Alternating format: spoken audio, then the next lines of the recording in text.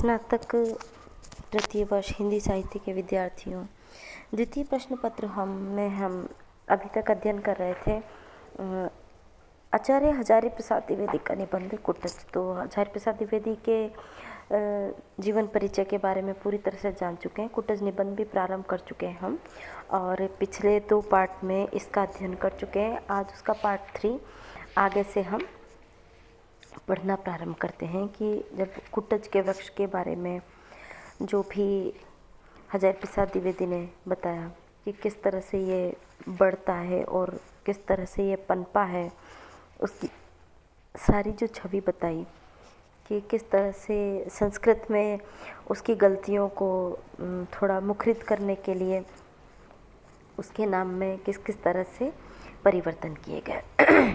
पृष्ठ संख्या 56 पर हम आगे बढ़ते हैं। दूसरा जो गद्यांश है वहाँ से, यह जो मेरे सामने कुटज का लहराता पौधा खड़ा है वह नाम और रूप दोनों में अपनी अपराजय जीवन शक्ति की घोषणा कर रहा है, इसलिए यह इतना आकर्षक है। नाम है कि हजारों वर्ष से जीता चला आ रहा है। कितने नाम आए और गए, दुनिया उनको भूल गई, वे दुनिया को भूल गए, मगर कुटज है कि संस्कृत की निरंतर स्वीयमान शब्द राशि में जो जम के बैठा सो बैठा ही है। और रूप की तो बात ही क्या, बलिहारी है इस मादक शोभा की। चारों ओर कुपित यमराज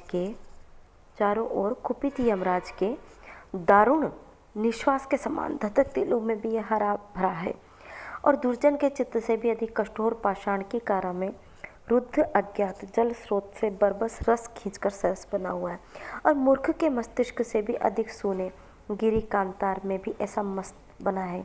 ईर्ष्या होती है। कितनी कठिन जीवन शक्ति है।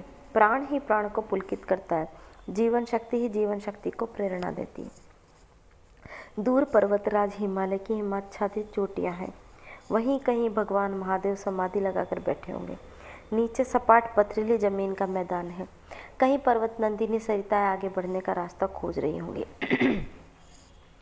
बीच में चट्टानों की उबड़ खाबड़ जटा भूमि है, सूखी नीरस कठोर। यहाँ आसन मारकर बैठे हैं मेरे चिर परिचित दोस्त कुटज।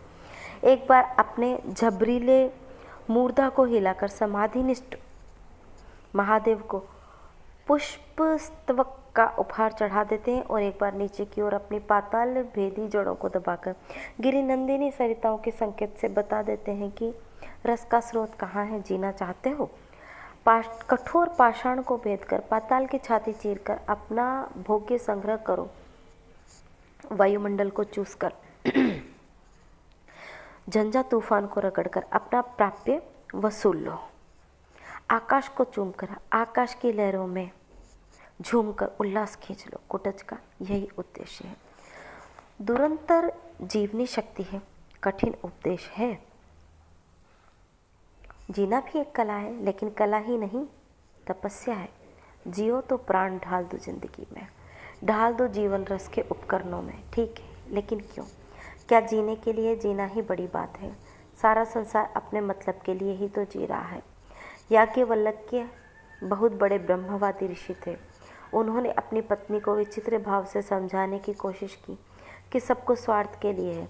पुत्र के लिए पुत्र प्रिय नहीं होता, पत्नी के लिए पत्नी प्रिय नहीं होती, सब अपने मतलब के प्रिय होते हैं। आत्मनस्तु कामाय सर्व प्रियम भवति। विचित्र नहीं है यह तर्क। संसार में जहाँ कहीं प्रेम है, सब मतलब के लिए।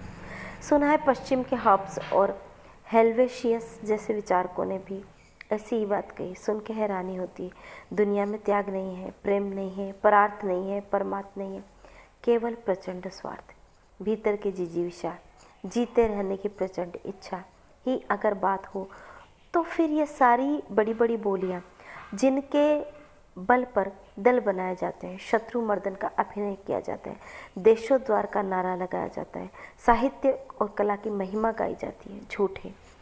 इसके द्वारा कोई ना कोई अपना बड़ा स्वार्थ सिद्ध करता है, लेकिन अंतरतर से कोई कह रहा है ऐसा सोचना गलत ढंग से सोचना है। स्वार्थ से भी बड़ी कोई ना कोई बात अवश्य है, जिजीविषा से भी प्रचंड कोई ना कोई शक्ति अवश्य है। वह क्या है? इस शक्ति को सोचने की हमें आवश्यकता